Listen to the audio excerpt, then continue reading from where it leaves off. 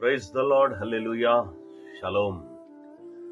ಪ್ರಿಯ ದೇವರ ಜನರೇ, ಈ ದಿನದಲ್ಲಿ ನಿಮ್ಮನ್ನು ನಮ್ಮನ್ನು ಭೇಟಿ ಮಾಡೋದಕ್ಕೂ ಪರಿಶುದ್ಧಾತ್ಮ ದೇವರು ನಿಮ್ಮ ಮನೆಗಳಿಗೂ ಬಂದಿದ್ದಾರೆ. ಬನ್ನಿ, ಆತನು ನಿಮಗಾಗಿ ಒಂದು ಧೈರ್ಯದ ಮಾತು ತಂದಿದ್ದಾರೆ. So let us come closer to God to hear his voice. ಕೀರ್ತನೆಗಳು 110ನೇ ಅಧ್ಯಾಯ 1ನೇ ವಚನ. The book of Psalms 110 verses 1. ಕರ್ತನು ನನ್ನ ಕರ್ತನಿಗೆ ಹೇಳಿದು ಏನೆಂದರೆ, ನಾನು ನಿನ್ನ ಶತ್ರುಗಳನ್ನು ನಿನ್ನ ಪಾದಪೀಠವಾಗಿ ಮಾಡುವ ತನಕ ನನ್ನ ಬಲ ಪಾರ್ಶ್ವದಲ್ಲಿ ಕುಳಿತುಕೊಳ್ಳು. Amen, hallelujah. ಕರ್ತನು ನನ್ನ ಕರ್ತನಿಗೆ ಹೇಳಿದು ಏನಂದ್ರೆ, ನಾನು ನಿನ್ನ ಶತ್ರುಗಳನ್ನು ನಿನ್ನ ಪಾದಪೀಠವಾಗಿ ಮಾಡೋ ತನಕ ನನ್ನ ಬಳಿ ಪಾರ್ಶ್ವದಲ್ಲಿ ಕುಳಿತುಕೊಳ್ಳು. Amen. The Psalm of David.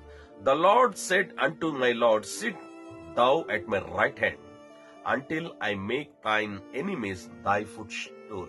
Amen. ಪ್ರಿಯ ದೇವರ ಜನರೇ, ದೇವರು ಹೇಳುತ್ತಾ ಇದ್ದಾರೆ, ನಾನು ನಿನ್ನ ಶತ್ರುಗಳನ್ನು ನಿನ್ನ ಪಾದಪೀಠವಾಗಿ ಮಾಡೋ ತನಕ ನನ್ನ ಬಲಭಾಗದಲ್ಲಿ ನೀನಿರು. I mean, you have to sit at my right hand. Amen. Who is your enemy? ಯಾರು ನಮ್ಮ ಶತ್ರುಗಳು? ಶತ್ರುಗಳು ಇದ್ದಾರೆ. ಅಯ್ಯ, ನಮ್ಗೆ ಯಾರು ಶತ್ರು ಇಲ್ಲ ಅಂತ ತಾವು ಯಾರು ಕೂಡ ಹೇಳಿಕೊಳ್ಳೋಕೆ ಆಗೋದಿಲ್ಲ. ನಮ್ಮೆಲ್ಲರೂ ಶತ್ರುಗಳಿಂದ ಆವರಿಸಿಕೊಂಡಿರೋರು. ಯಾರಿರಬಹುದು ಶತ್ರು?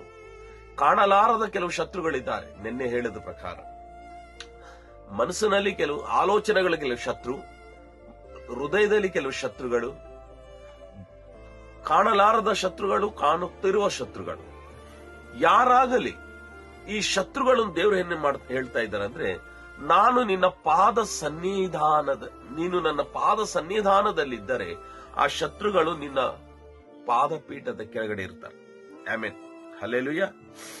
ನಿನ್ನ ಪಾದಪೀಠವಾಗಿ ಮಾಡುವ ತನಕ ಅಂದರೆ, ಕೆಲವು ಬಾರಿ ನಮ್ಮ ಶತ್ರುಗಳ ಜೊತೆಯಲ್ಲಿ ನಾವು ವ್ಯಾಜ್ಯ ಮಾಡೋದಕ್ಕಾಗಲ್ಲ. We can't able to fight to our enemies, to our circumstances, to our problems, to our health issues, whatever it should be. ಅದು ಏನಾದ್ರೂ ಕೂಡ ದೇವರು ಹೇಳ್ತಾ ಇದ್ರೆ, ನಾನು ನಿನ್ನ ಶತ್ರುಗೆ ನಿನ್ನ ಪಾದಪೀಠವಾಗಿ ಮಾಡೋ ತನಕ ನನ್ನ. ಅಂದರೆ ದೇವರು ಹೇಳ್ತಾ ಇದ್ದಾರೆ, you don't have to fight. ನೀನೇನು ಮಾಡಬೇಡ. ನೀನು ನನ್ನ ಕಾಲತ್ರ, ನನ್ನ ಪಾದದ ಬಲಿಯಲ್ಲಿ ಕೂತಿಕೋ, ಪ್ರಾರ್ಥನೆ ಮಾಡು, ವಾಕ್ಯ ಕೇಳು. ನಿನ್ನ ಶತ್ರುಗಳನ್ನು ನಾನು ಯುದ್ಧ ಮಾಡಿ ನಿನಗೆ ಜಯವನ್ನು ಕೊಡ್ತೀನಿ. ಯಾಕೆ ಭಯಪಡಬೇಕು?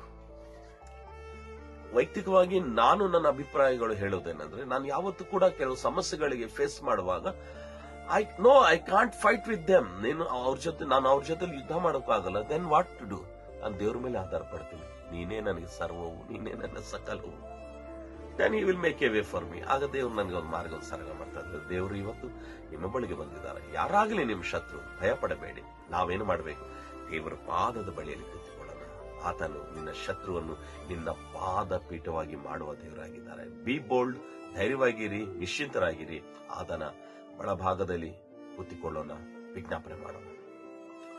ಪ್ರೀತಿ ಸ್ವರೂಪನಾಗಿರುವ ನನ್ನ ಪ್ರೀತಿಯುಳ್ಳ ತಂದೆ, ನಮ್ಮನ್ನು ಬಹಳವಾಗಿ ಪ್ರೀತಿಸುತ್ತಿರಿಸಿ ಈ ವಾಕ್ಯ ಮಕ್ಕಳ ಜೀವನದಲ್ಲಿ ನೀನೇ ಸಫಲಗೊಳಿಸಿ, ಅವರ ಪರವಾಗಿ ಒಂದು ವ್ಯಾಜ್ಯ ಮಾಡಿ ಅವರನ್ನು ನೀನು ಆಶ್ರದಿಸಿ ಬಿಡುಗಡೆ ಕೊಟ್ಟು ಅವ್ರನ್ನ ಬಲಪಡಿಸಬೇಕೆಂಬುದಾಗಿ ಯೇಸು ಕ್ರಿಸ್ತನ ಅಮೂಲ್ಯವಾದ ನಾಮದಲ್ಲಿ ಪ್ರಾರ್ಥನೆ ಬೇಡಿ ಹೊಂದಿದೆ.